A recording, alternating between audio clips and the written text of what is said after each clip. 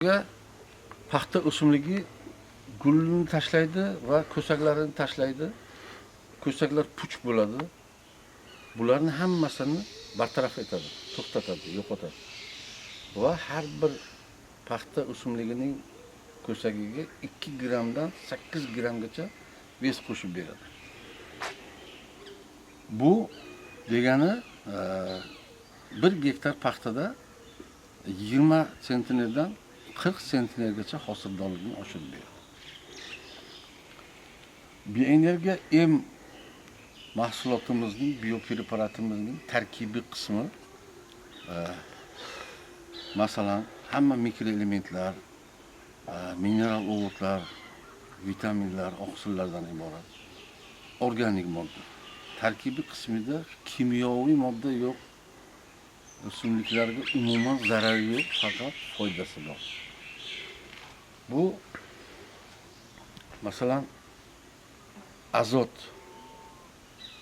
selitra, ammiakning dan 30 barobar kuchli tenglashtirgan vaqtda 30 barobar kuchli kuch beradi.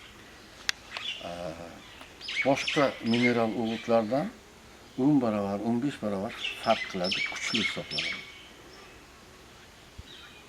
Bioenergiya biologik preparatni bugungi kunda O'zbekistonda suv tanqisligi hisobiga tomchilab ekish jarayonlari juda ko'payib ketgan.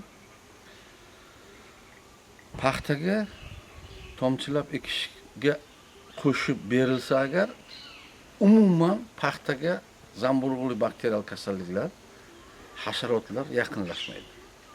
Hosildorlik tezlashadi, vegetatsiya periodi 1 oy, 2 oyga oldinga suradi.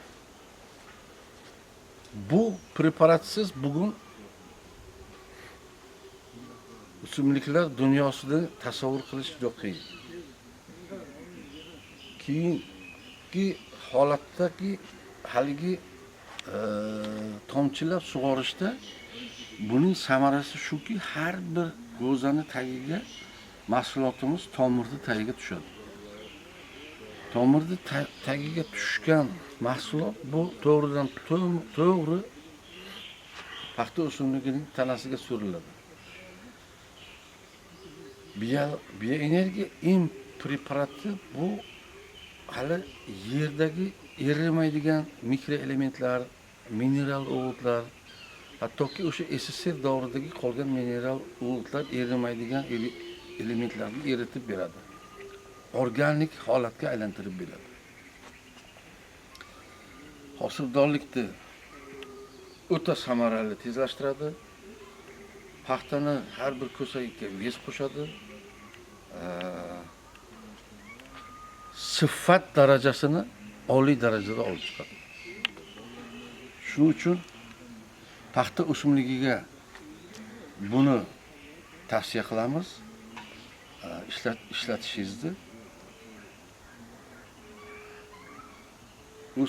Paxta o'simligini gul ko'saklari 50-70% gacha gul tashlash kuzatiladi. Mana garmisel, issiqda, noqulay ob-havo, antistress holatda.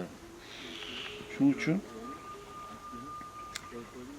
bu preparatni ishlatishni tavsiya etamiz va sizlarga omad tilaymiz.